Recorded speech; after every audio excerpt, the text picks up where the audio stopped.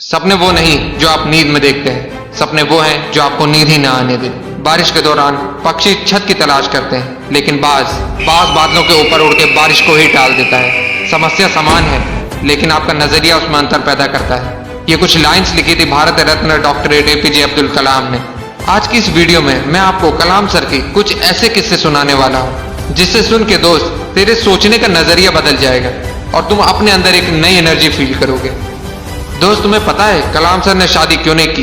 उसका सिर्फ एक रीजन था, और वो रीजन था वो सबसे ज्यादा अपने काम से प्यार करते थे। दोस्त, तुझे जान के हैरानी होगी, जिस दिन उनकी सगाई थी उस दिन भी वो काम में इतने बिजी थे कि वो अपनी सगाई तक भूल गए, और उस दिन उन्होंने शादी ना करने का फैसला कर दिया।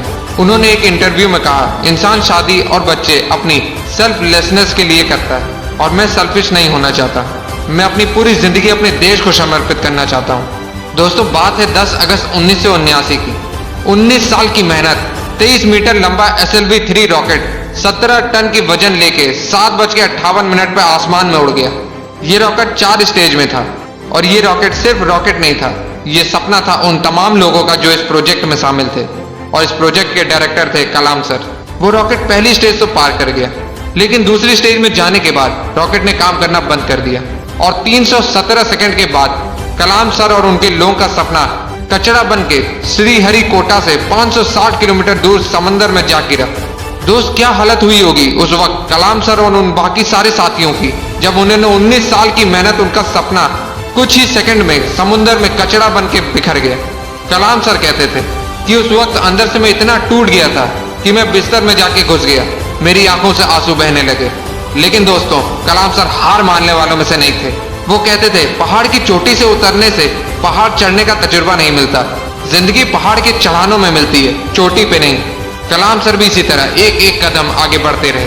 और दोस्तों, एक साल के बाद 18 जुलाई 1980 सुबह 8:03 पे हिंदुस्तान का पहला सैटेलाइट रोहिणी अंतरिक्ष की ओर निकल पड़ा, और अगले 2 मिनट के अंदर रोहिणी सैटेलाइट अंतरिक्ष में था। कलाम सर ने बताया कि उन्होंने उस दिन जिंदगी के सबसे अहम पल जिए, क्योंकि उस दिन उनकी 20 साल की मेहनत अंतरिक्ष में थी। दोस्तों, उस दिन हमारा देश उन चंद मुल्कों में शामिल हो गया जिसके पास सैटेलाइट लॉन्च करने की ताकत थी। ये सब कुछ हो पाया एक इंसान की मेहनत, उनके नेवर गिव अप एटीट्यूड की बदौलत। दोस्त, जब कलाम सर को राष्ट्रपति चुना गया तो उनका स्वागत जोरों शोरों से किया गया। राष्ट्रपति भवन को बहुत ही खूबसूरत तरीके से सजाया गया, लेकिन ये बहुत कम लोग जानते हैं कि जब कलाम सर वहां पहुंचे तो वो बस 2 सूटकेस लेके वहां पहुंचे। एक सूटकेस में कपड़े और दूसरे सूटकेस में किताबें। इसे कहते हैं किताबों से प्यार। अगर इस वीडियो को कोई स्टूडेंट देख रहा है तो ये बात समझो कि जितना आप किताबों से प्यार करोगे उतना वो किताबें आपको बड़ा बनाती चली जाएंगी। ये किताबें ही थी जिन्होंने कलाम सर को इतना बड़ा बना दिया। दोस्त, मैंने कुछ लाइन पढ़ी थी जो कलाम सर के लिए लिखी गई है। था बंदा इस्लाम का पर वो कभी नहीं ऐठा करता था, जब भी चाहा संतों के चरणों में बैठा करता था। दोस्तों, कलाम सर ने कुछ बातें ऐसी कही थी जिसे अपने जीवन में हमेशा हमेशा के लिए उतार लेनी चाहिए। उन्होंने कहा था, कोई भी शख्स कितना भी छोटा हो, उसे हौसला नहीं छोड़ना चाहिए। मुश्किलें जिंदगी का हिस्सा है और तकलीफ कामयाबी की सच्चाई। खुदा ने यह वादा तो नहीं किया आसमान हमेशा नीला रहेगा, जिंदगी भर फूलों से भरी राह मिलेगी। खुदा ने वादा तो नहीं किया सूरज होगा तो बादल नहीं होंगे, खुशी होगी तो गम नहीं होगा, सुकून होगा तो दर्द नहीं होगा। ये जिंदगी की सच्चाई है। अगर हम एक सांस लेंगे तो एक सांस छोड़नी पड़ेगी। अगर कुछ हासिल करना है तो कुछ खोना भी पड़ेगा दोस्त। इसलिए अगर सूरज की तरह चमकना चाहते हो तो सूरज की तरह जलना सीखो।